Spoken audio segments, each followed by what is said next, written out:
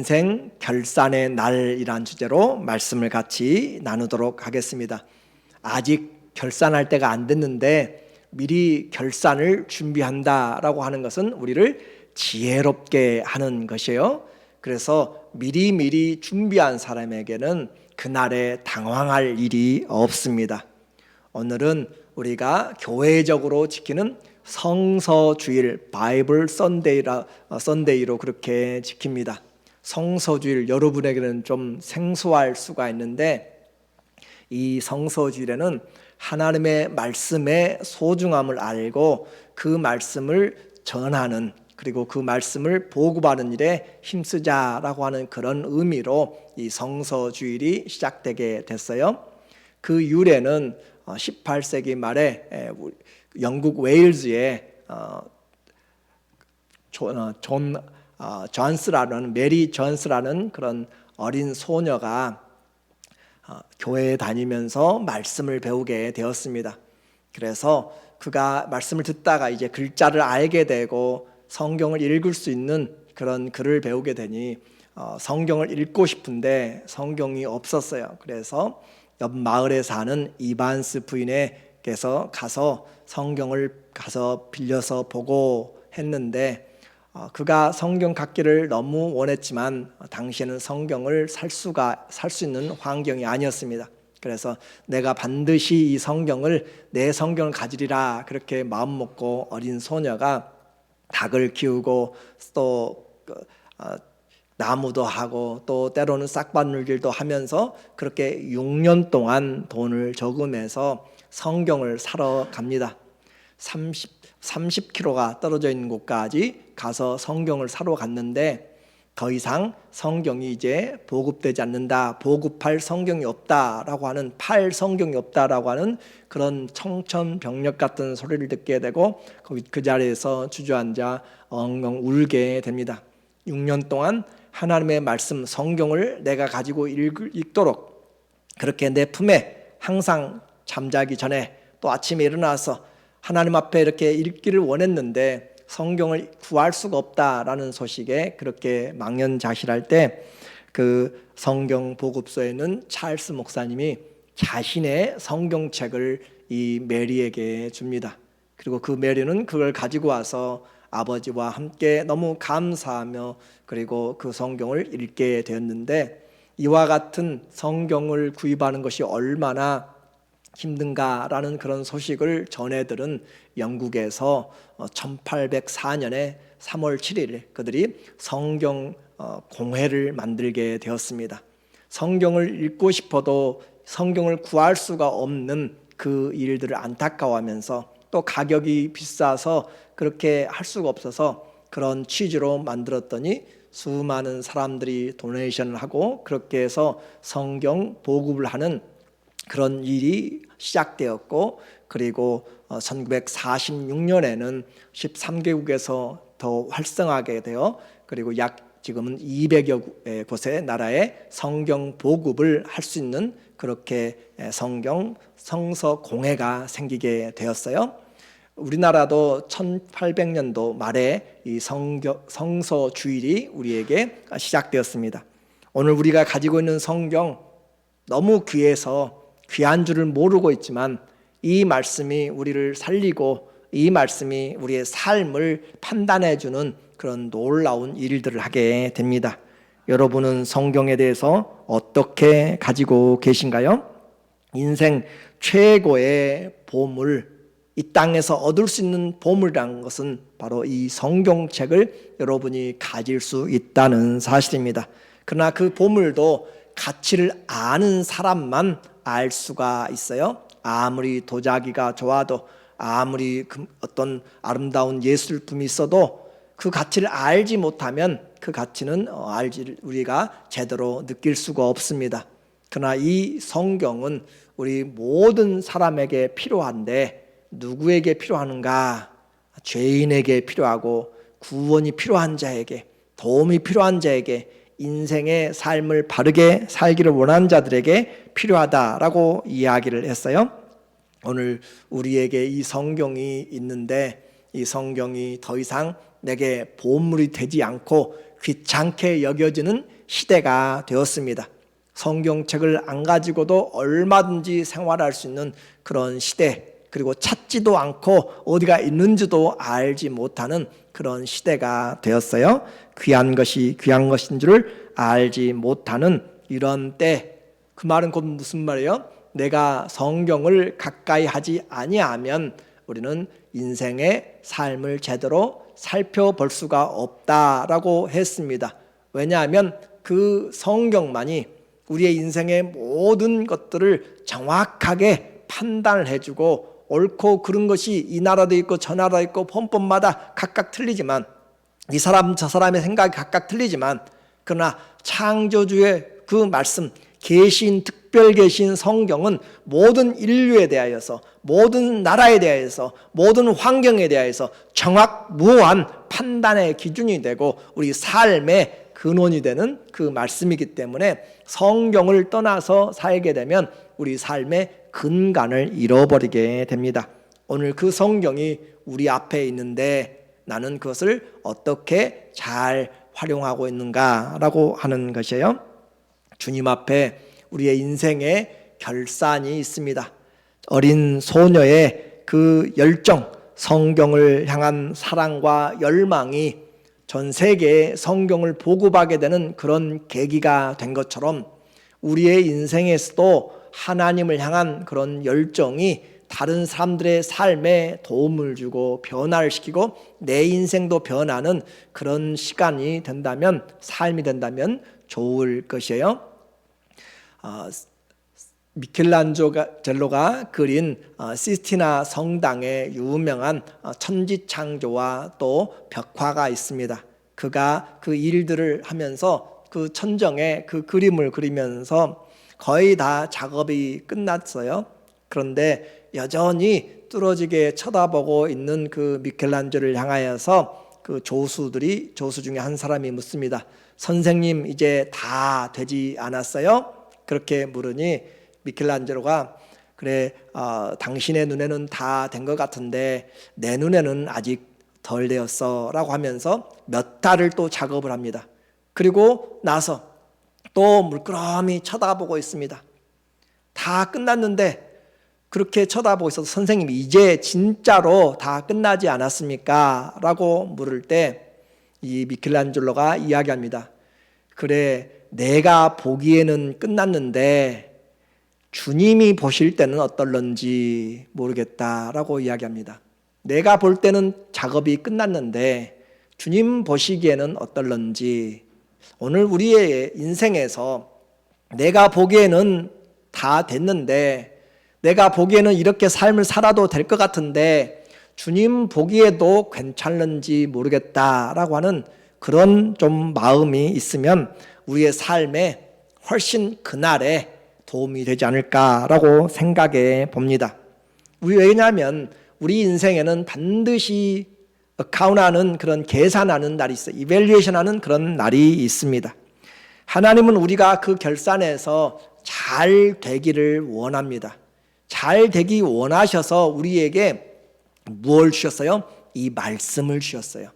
우리가 잘 되게 하기 위하여서 하나님이 우리에게 언제든지 길을 잃은 사람들이 밤에 길을 찾는 그 북극성, 움직이지 않는 북극성처럼 우리에게 하나님께서 인생을 잘 살아가도록 항상 살펴보도록, 왕도 옆에다가 하나님의 말씀을 놓고 일평생 말씀을 옆에 두고 읽으면서 하나님 경외하기를 배우도록 그렇게 해놓은 것처럼 우리의 인생을 잘 살아가도록 뭘 주셨다고요? 하나님의 말씀을 주셨다고요. 이 말씀을 주셨는데 그 말씀이 어떤 특징이 있어요? 오늘 4장 12절에 말합니다. 하나님의 말씀은 어떻게 해요? 살아있고 living, 살아있다라고 해요. 하나님의 말씀이 살아있어요.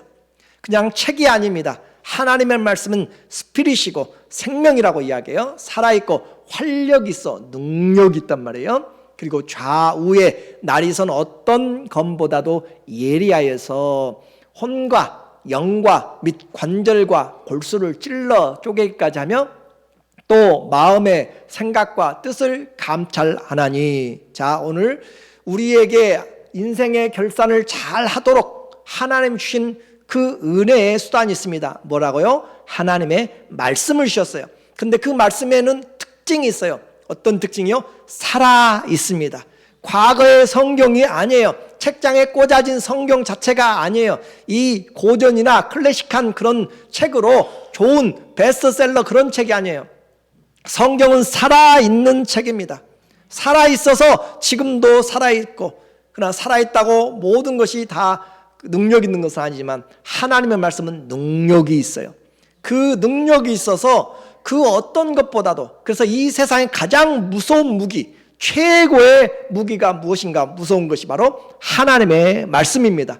왜냐하면 핵무기도 우리가 폐기하고 덮어버리고 그러면 돼요. 그러나 이 하나님의 말씀은 천지가 없어지기 전에는 이 말씀도 하나도 땅에 떨어지지 않고 다 이루리라. 하나님의 말씀은 천지가, 우주가 다 변화해도 이 말씀은 변경시킬 수가 없다라고 하는 것이에요. 하나님의 입에서 나온 말은 헛되이 사라지지 않고 비가 위에서 땅에 내리는 것처럼 다 열매를 맺게 된다라고 말합니다. 하나님의 말씀 가볍게 여기지 마십시오. 그 하나님의 말씀은 살아있어요. 그리고 그 말씀 지금도 우리에게 말을 해요. 그리고 그 말을 듣는 자들에게 능력이 있어서 우리를 바꿔내요. 고쳐내요. 이 세상 어떤 의사보다 더 능력 있고 치료를 잘합니다. 세상에 아무리 과학이 발전해도 혼을 살펴보지 못해요. 영이 있는지를 알지 못해요. 그러나 하나님의 말씀은 우리에게 영이 있고 혼이 있고 육이 있다라고 그렇게 이야기를 해요. 옛날 사람들이 어떻게 알겠어요? 우리의 관절과 그 뼈 속에 골수가 있는지를 어떻게 알겠어요? 그러나 하나님의 말씀은 우리에게 벌거벗은 것처럼 다 드러내줍니다. 보이는 것뿐만 아니라 보이지 않는 것까지, 우리 눈에 보이지 않는 몸 속에까지 전부 다 하나님의 말씀이 우리를 다 비춰줍니다. 하나님의 말씀 앞에 우리의 숨은 죄악도 드러나게 되고, 하나님 말씀 앞에 그 질병들도 드러나게 되고, 하나님 말씀 앞에 우리의 혼신된 마음도 다 드러나게 되고, 우리는 하나님의 말씀을 가볍게 여기면 안 됩니다. 살아있다고 그랬어요. 능력이 있다고 그랬어요. 그리고 그것은 우리의 모든 것들을 다 살펴본다라고 했습니다. 그러면 왜 하나님이 심판을 하세요? 이미 말씀을 하셨기 때문에. 창조주께서 시작이 있으면 끝이 있는 것처럼 하나님께서 우리에게 인생을 창조한 목적이 있기 때문에 그래요. 고장난 마이크는 계속 놔둘 필요가 없습니다. 마찬가지로 제대로 되지 않는 것은 우리가 고쳐야 되는 것이에요. 고쳐도 안 되는 것은 우리가 쓰레기로 트래시하는 것이죠. 하나님은 왜 심판하는가? 그것은 하나님의 말씀에 때가 되면 내가 인생의 만물의 모든 것에 대해서 심판하리라 하나님이 미리 말씀하셨기 때문에 그래요. 시편 75편 2절에 보니까 75편 2절에 주의 말씀이 내가 정한 약속의 기약이 되면 이르면 내가 바르게 심판하리니. 하나님은 때가 되면 심판한다라고 이야기했습니다. 인간에게도 하나님이 수명을 주셨어요. 하나님께서 각각의 모든 것에 주님의 말씀으로 역할을 주셨습니다. 보시기에 좋았고, 그리고 하나님의 심판은 반드시 옳다, 공의롭다, 정의롭다라고 하는 것이에요. 그래서 내가 바르게 심판하리니, 하나님은 왜곡되지 않습니다. 하나님은 반듯하게 바르게 옳게 분별해 나갑니다. 또 하나님의 말씀에 히브리서 9장 27절 여러분이 많이 들었고 알고 계시지만 내 가운데 새겨지지 않는 말씀, 한 번 죽는 것은 사람에게 정해진 것이요 그 후에는 심판이 있으리니. 하나님이 인생 네 마음대로 살아라 라고 그렇게 놔두지 않고 잘 살고 그 삶의 결과에 따라서 내가 평가하겠다, 심판하겠다라고 하나님이 말씀을 했습니다. 천지가 없어져도 히브리서 이 장을 찢어버려도 이 말씀은 반드시 이루어지게 돼 있어요. 그래서 하나님은 그 말씀으로 오늘도 우리를 감찰하시고 살피시기 때문에 오늘 우리는 다 누구 앞에 있는 것이에요? 하나님 앞에 있고, 하나님 앞에 있다는 것은 그 말씀 앞에 있다는 것입니다. 그래서 사람들이 하나님 앞에 서는 것, 이것이 설교요, 이것이 신앙입니다. 세상 사람들은 지금 사람 앞에 서서 살려고 그래요. 자기가 원하는 것에 서서 살려고 그래요. 그러나 그것이 아니라 살아계신 하나님의 말씀 앞에 올바로 사는 것이 인생의 삶입니다. 그 하나님, 세상에 말씀보다 강한 것이 없다고 그랬습니다. 그래서 보이지 않는 혼, 우리의 양심을 다 살펴봅니다. 우리의 혼이 어떤가? 양심적인가? 비양심적인가? 그리고 이성적인가? 비이성적인가? 우리의 삶을, 그 혼을 관찰해요. 우리의 영을 하나님이 우리를 체크하십니다. 더러운 영인지, 클린 스피릿인지, 클린 스피릿인지, 그 더러운 영인지 또 깨끗한 영인지, 하나님이 우리의 영을 우리의 심판하시고, 우리의 생각이 바른지 그른지, 우리의 마음의 생각까지 다 하나님이 다 판단하신다라고 이야기를 했어요. 또 뿐만 아니라 육적인 그런 안에 있는 들까지, 그 질병의 병균까지도 하나님은 전부 찔러 쪼개기까지 하시면서, 사람들은 보지 못할지라도 하나님은 하나님의 말씀이 불처럼 하나님께서 역사하시고 또 새롭게 하시고, 그래서 하나님의 말씀 앞에는 감추어진 것이 없이 다 드러난다라고 했습니다. 어떤 사람들이 드러나요? 모든 만물들이 다 드러나게 돼요. 13절입니다. 오늘 13절에 보니까 지으신 것이 하나도 그 앞에 나타나지 않음이 없고, 지으신 것, 하나님이 짓지 않은 것이 없습니다. 모든 것들은 하나님께로부터 출발되었습니다. 하나님이 지은 모든 것들이 그 앞에 나타나지 않음이 없고 다 나타나게 돼요. 우리의 결산을 받으실 자, 하나님을 어떻게 표현하고 있어요? 우리의 결산을 받으신다. 하나님이 우리를 결산하신다고. 하나님이 여러분을 결산하신다고 이야기를 해요. 결산하신 이의 눈앞에 만물이 벌거벗은 것처럼 다 드러나리라. 우리는 허물을 덮기 위해서 페인트를 칠하고 덧칠하고 또 다른 색깔을 칠하면 보이지 않을 수 있습니다. 그러나 그런 것으로 속일 수가 없는 것이에요. 하나님은 만물이 다 드러나게 되는 것이에요. 그래서 그 하나님 앞에, 그래서 전도서 12장 14절에는 모든 은밀한 것들까지도 다 심판하리라. 모든 은밀한 것까지도 다 드러나게 되리라 라고 이야기합니다.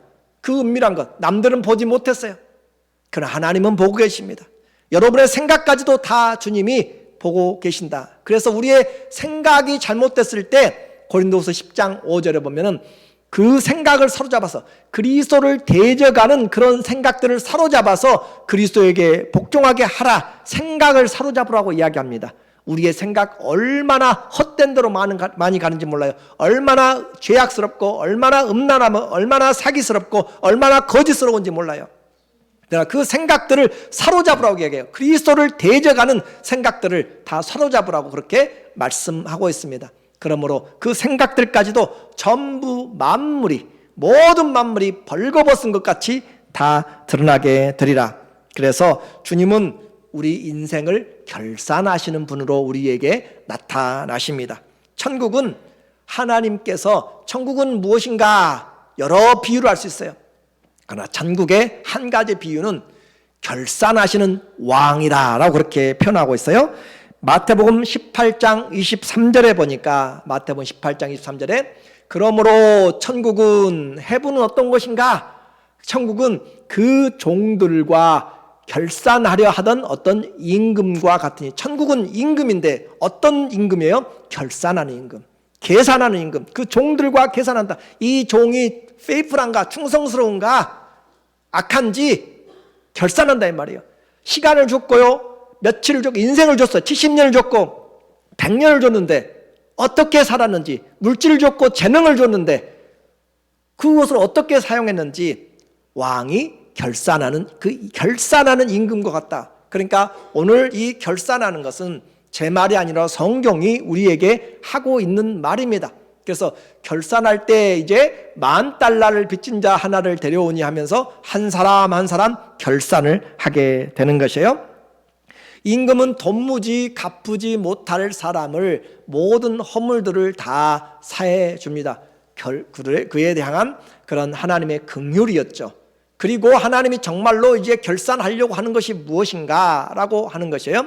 결산하려고 하는데 그 사람이 그 은혜를 받은 $10,000를 이 $10,000는 지금으로 말하면은 이 계산을 제가 했는데 과학이 잊어버려서 너무 많아가지고 계산이 16만 년을 아마 여러분이 해야 될 것 같아요. 그 계산하는 그 많은 돈을 트릴리언인지 어쩐지 모르겠는데 아무튼 이와 같은 엄청난 많은 그 빛을 탕감받아서 그 사람이 어떻게 살았는가라고 하는 것을 지금 평가를 하고 있어요. 탕감받은 자의 삶, 그 은혜를 어떻게 알고 사는가. 33절에 주님이 평가하는 것을 보시면 내가 너를 불쌍히 여김과 같이 너도 네 동료를 불쌍히 여김이 마땅하지 아니하냐 하고, 자, 그와 같이 갚을 수 없는 빚을 갚아줬는데 그 사람이 이제 얼마나 기쁘겠어요. 그래서 이 모든 빚에 여러분 빚진 자가요 빚에서 해방되면 살 것 같습니다. 숨을 제대로 쉬고요 발도 뻗고 자고요 밥맛도 있습니다. 빚에 억눌리고 빚쟁이에 쫓겨다니고 저는 수많은 빚쟁이들을 보았고요. 그리고 빚 때문에 사업하다가 교회에서 그 열심히 하다가 야반 도주한 사람도 많이 봤고요. 엄청난 빚쟁이들로 인하여서 삶이 뭉개져 버리고 가족들이 뿔뿔이 흩어진 것도 많이 보았어요. 그런데 그 빚쟁이에게 그 빚이 다 탕감되었어요. 탕감받았는데 이제 자기에게 빚진 $10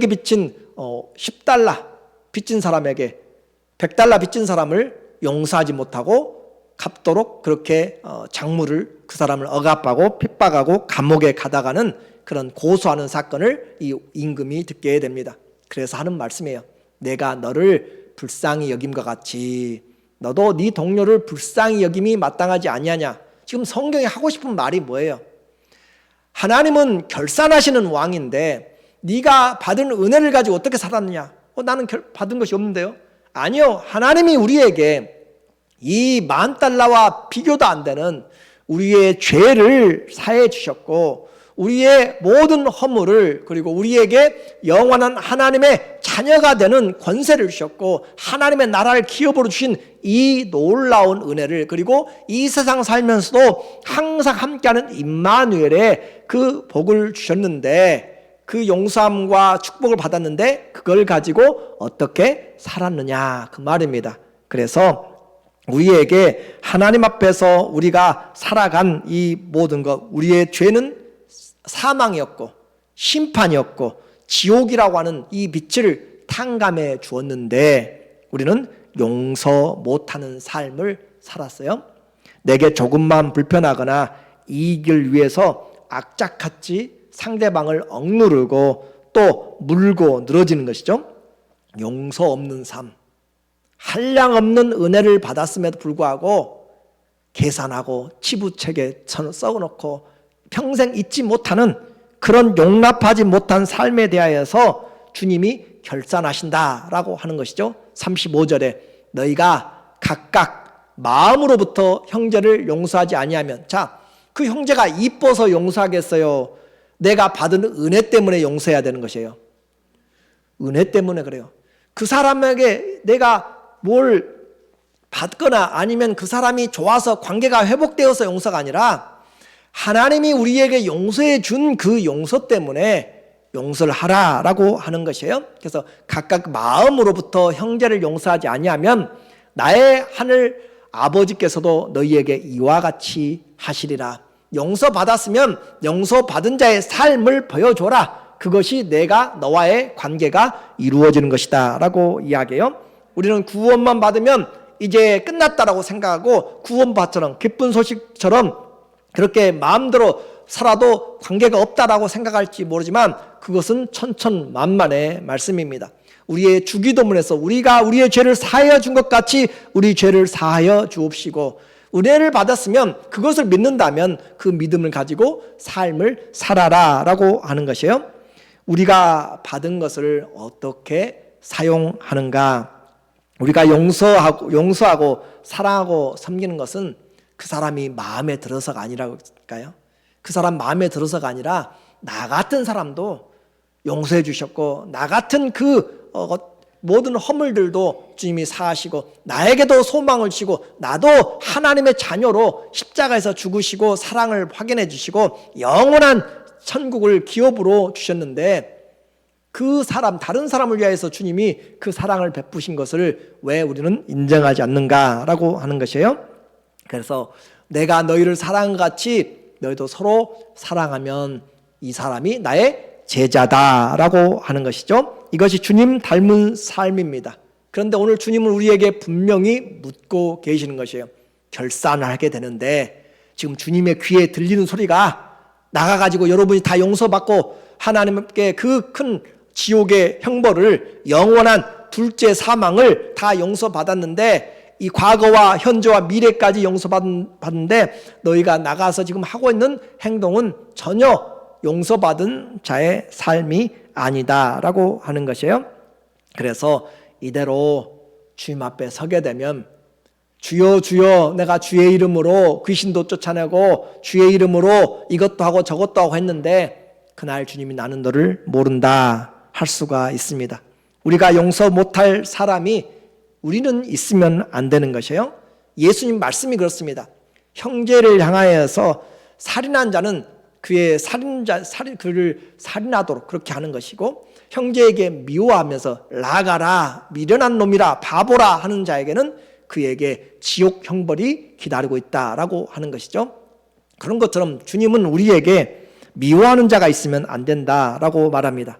자, 이제 천국의 임금은 우리의 받은 은혜를 어떻게 하고 살았는지 우리의 무엇을요? 생각을, 우리의 마음을, 우리의 영을, 우리의 혼을, 우리의 육체를 주님이 다 감찰하십니다. 다시 13절에 보니까 13절에 지으신 것이 하나도 그 앞에 나타나지 않음이 없고 우리의 결산을 받으실 이에 눈앞에 만물이 벌거벗은 것 같이 드러나리라. 그래서 주님 앞에 서기 전에 다 우리는 용서하는 자의 삶을 사는 것이 자신을 위하여서 좋은 것이고 영생의 털을 닦는 것입니다. 자, 이제 큰일 났어요. 하나님 앞에 주님이 분명히 우리를 용서해 주시고 내 죄를 사해 주시고 그렇게 해준 건 알았는데 내 삶은 용서 못한 사람이 수두룩해요. 내 삶은 미워하는 사람이 너무너무 많아요. 좁은 친구에서부터, 좁은 가정에서부터, 좁은 교회에서부터, 목장에서부터 사회까지 너무너무 많은 눈에 밟히는 사람들이 있어요. 거스르는 사람들이 있어요. 큰일 났습니다. 왜 그래요? 주님이 우리를 은혜 받은 자로 살았는지 안 살았는지 우리를 감찰하시기 때문에 주님의 심판은 오래 걸리지 않습니다. 경찰이나 검찰이 가서 몇 달씩 몇 개월씩 그렇게 하면서 하는 그런 수사가 아니에요. 주님 앞에서는 우리가 딱 설 때 유구무원이란 말을 여러분이 기억하실 것이에요. 할 말이 없습니다. 여러분의 행한 행위가 그대로 마음의 생각까지 전부 다 드러나서 아무 할 말이 없어요. 하나님의 말씀은 분명합니다.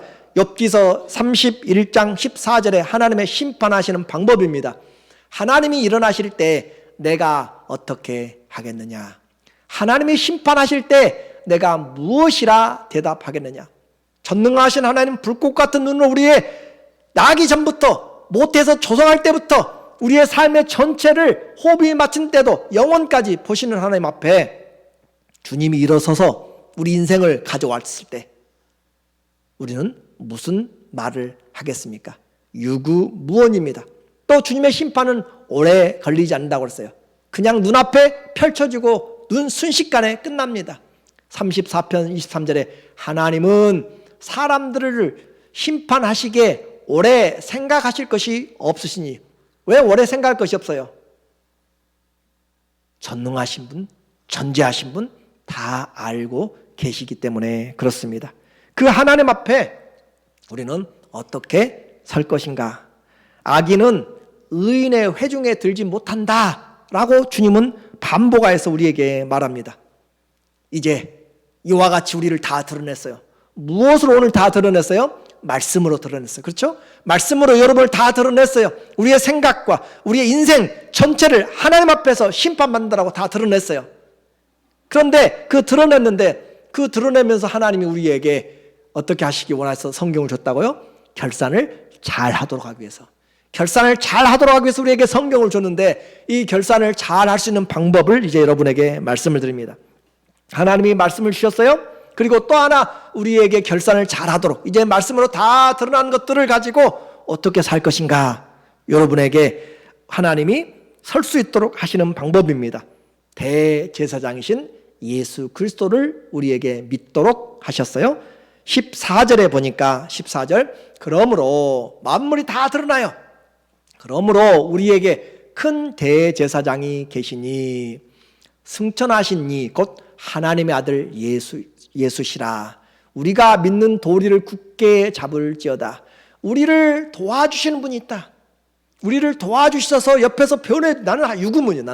나는 유구무원인데 나를 도와주시는 분이 계시다라고 하는 것이에요.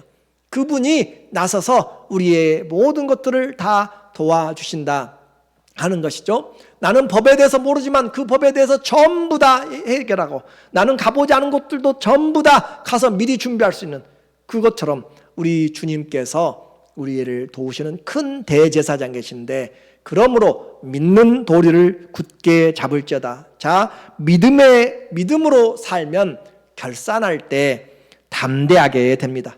한 가지 꼭 기억하시라고 했어요. 믿음 생각하면 반드시 기억해야 될 사람이 있습니다. 그리스도, 믿음 예수라고 하는 것은 꼭 기억을 하셔야 돼요. 믿음, 돈, 믿음, 약속이 아니라 믿음은 그리스도를 먼저 생각해야 됩니다.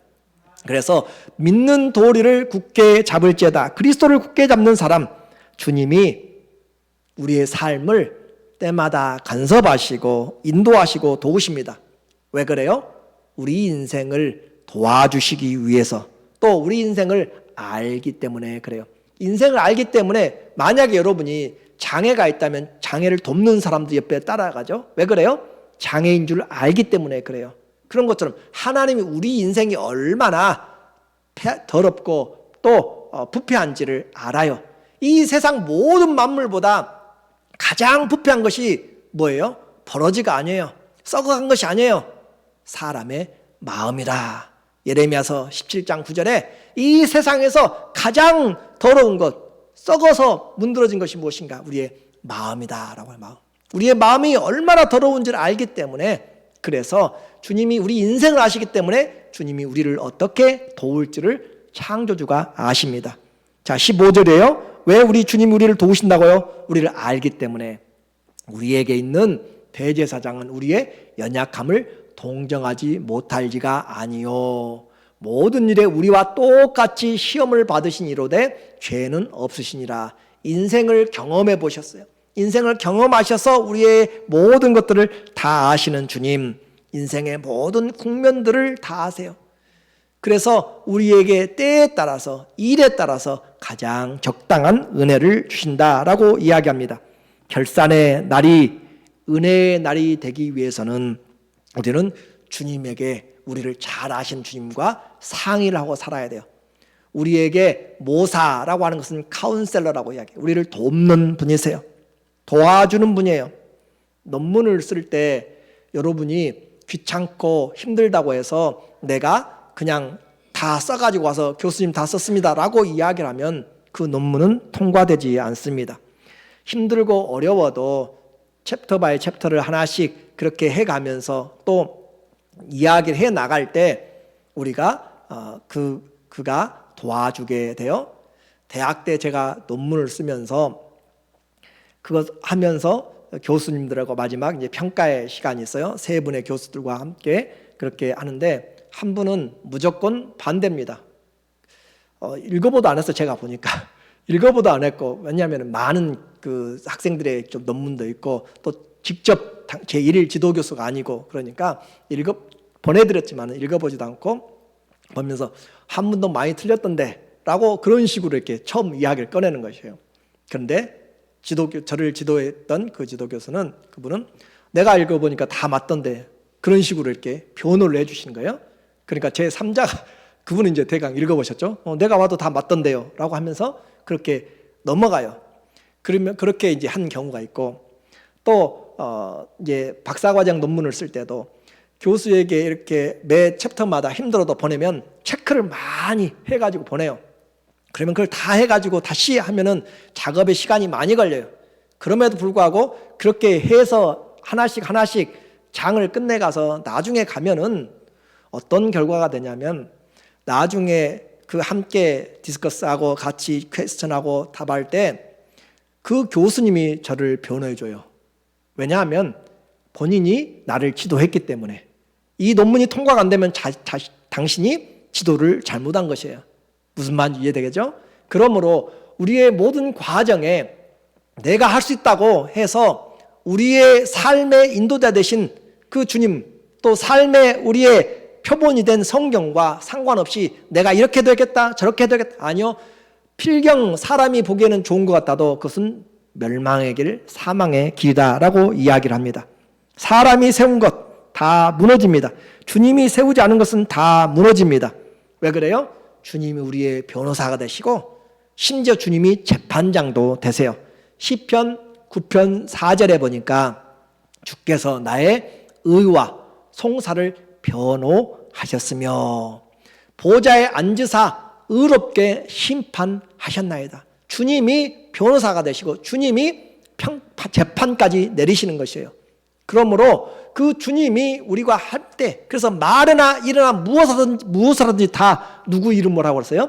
예수님의 이름으로 하고 주의 이름으로 기도하고 하란 말이에요. 주님께 묻고 하란 말이에요. 우리의 생각을 사로잡아서 주님, 나는 이렇게 저 사람 미워하고 싶은데, 이런 말 하고 싶은데 주님 이런 말 할까요? 라고 물어보란 말이에요. 그러면 주님이 우리에게 그보다 더 심한 요구라고 하지 않아요. 그렇죠? 주님은 우리에게 그래도 네가 예수님 닮은 나를 믿는 사람인데 그래도 그렇게 하면 되겠냐라고 우리를 다시 양육하고 새롭게 하시는 거죠. 시편 109편 31절에 그가 궁핍한 자의 오른쪽에 서사 그의 영혼을 심판하려 하는 자들에게서 구원하실 것이미로다. 주님이 우리를 변호하시고 구원하여 주신다.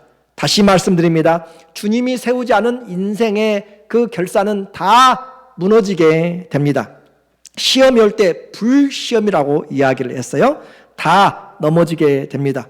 그리고 믿음, 그리스도가 없이 한 것, 내 생각대로 한 것, 내 이성적으로 한 것, 믿음으로 행하지 않는 것들은 전부 하나님의 세우신 기초가 아닙니다.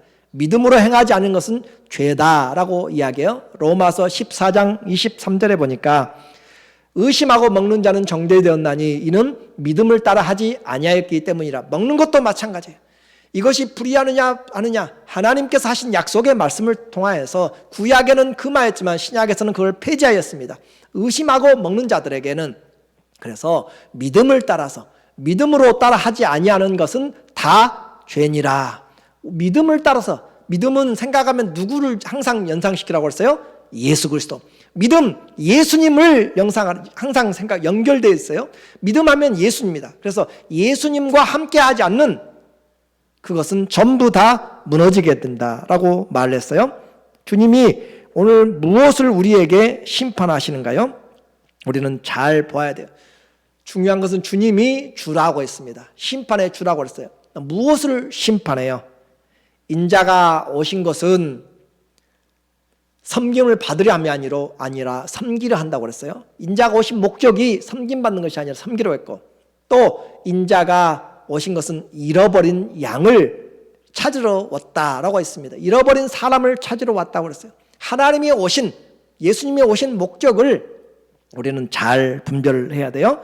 그래서 그와 같이 인생을 결산을 잘 준비해야 됩니다. 한 번 죽는 것은 정한 것이고 그 후에는 심판하는데 행위대로 받습니다. 다가올 인생에서 아름다운 결산을 한 사람, 우리는 성경에 수많은 수천 명의 사람들을 보면서 결산을 잘 해야 돼요. 아브라함도 결산을 했고 다윗도 결산을 했어요. 다 우리는 하나님 앞에 지혜로운, 그래서 다윗은 시편 39편 4절에 여호와여 나의 종말과 연한이 언제까지인지를 알게 하사 나의 연약함을 알게 하소서. 나의 연약함을, 나의 종말이 언제까지인 것을 알게 하사. 또 시편 90편 12절에도 모세도 주님 내가 남은 연수가 얼마인지를 계수하는 지혜를 알게 해주세요. 내 남은 연수를 우리의 삶에 이와 같이 결산을 잘 해야 됩니다. 라합은 자기의 인생의 결산을 나라를 배반하고서라도 하나님의 일에 목숨을 걸고 그렇게 동참하였어요. 스데반은 복음을 전하면서 돌을 던지는 자들 앞에서도 주님 앞에서 인생의 결산을 하였어요. 순교함으로 한 것이죠. 사도 바울도 인생의 결산을 잘 하였어요. 나의 달려갈 길 다 마치고 믿음을 지키고 하나님의 그 선한 싸움을 다 싸웠다. 그러나 결산을 못한 사람들이 있습니다. 어리석은 사람들, 주님이 준 은혜를 뛰어넘어서 고라와 그 250명의 족장들은, 리더들은 모세와 아론의 지위에, 하나님의 권위에 반대했다가 땅이 벌어져서 죽음을 맞게 되는 인생의 결산을 잘못한 것입니다. 또 뿐만 아니라 탐욕스러운 아간은 하나님의 말씀을 어기고 전리품 중에서 일부를 숨겨서 그의 가족까지 다 몰살당하게 되었어요.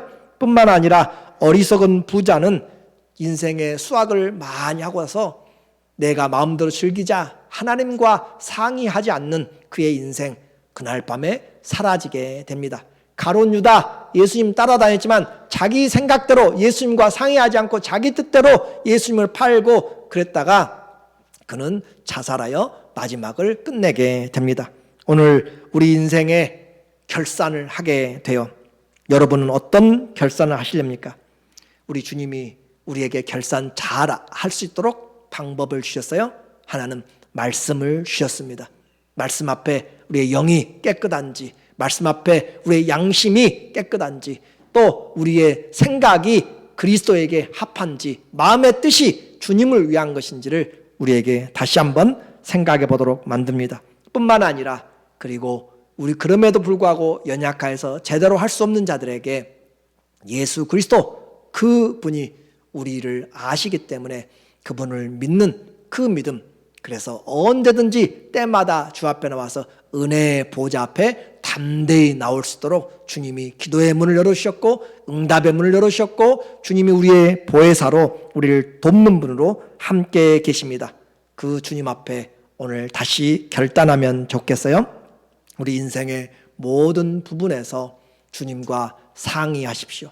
우리의 인생의 내 물질의 사용에도, 내 시간의 사용에도, 내 관계에도, 내 모든 말에도 내 입술에 파수꾼을 세우는 것처럼 주님 앞에 모든 것을 주님과 함께 동역하고 세워나가는 사람, 힘든 것 같아도 그렇게 하면 위로가 되고 안심이 되고 평안이 있고 능력이 나타납니다. 주님, 이 일을 어떻게 할까요? 이 일을 어떻게 할까요? 하나님 앞에 성경대로 살면서 인생의 결산이 주님 그날에 기쁨이 날이 되고 승리의 날, 영광의 날이 되시기를 예수님의 이름으로 간절히 축원합니다.